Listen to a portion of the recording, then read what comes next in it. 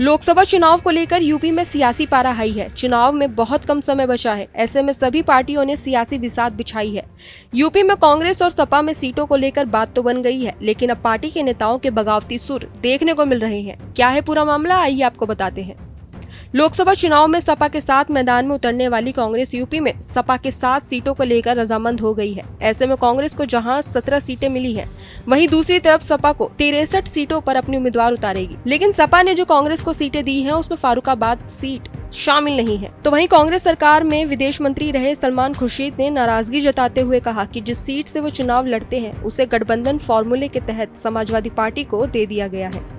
इसी को लेकर कांग्रेस के वरिष्ठ नेता सलमान खुर्शीद ने पार्टी को बगावती तेवर दिखाए हैं।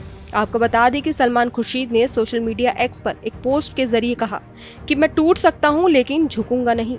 उन्होंने लिखा, फारुखाबाद से मेरे रिश्तों के कितने इम्तिहान का सामना करना पड़ेगा। सवाल मेरा नहीं पर हमारे सबके मुस्तकाबिल का है, आने वाले नस्लों का है। किस्मत के फैसलों के सामने कभी झुका नहीं। टूट सकता हूँ, झुकूंगा नहीं। तुम साथ देने का वादा करो, मैं नगमे सुनाता रहूं।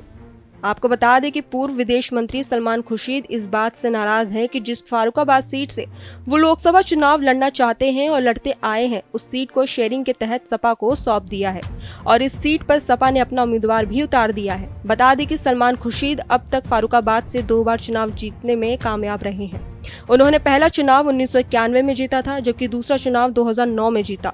उसके बाद वो लगातार 2 चुनाव हार चुके हैं। तो वहीं राजनीतिक गलियारों में सलमान खुर्शीद को फारुखाबाद की सीट न मिलने पर ये अटकलें भी लगाई जा रही हैं कि उन्होंने प्रियंका गांधी के राजनीतिक गुरु रहे, अब कांग्रेस से निष्कासित कल्कीधाम के पीठाधीश्वर आचार्य प्रमोद कृष्णम से मुलाकात कर ली थी। दरअसल कल्कीधाम के शिलान्यास के लिए आचार्य प्रमोद कृष्णम ने सलमान खुर्शीद को निमंत्रण दिया था। इस मुलाकात की तस्वीरें आचार्य प्रमोद कृष्णम ने अपने सोशल मीडिया एक्स अकाउंट पर शेयर भी की थी।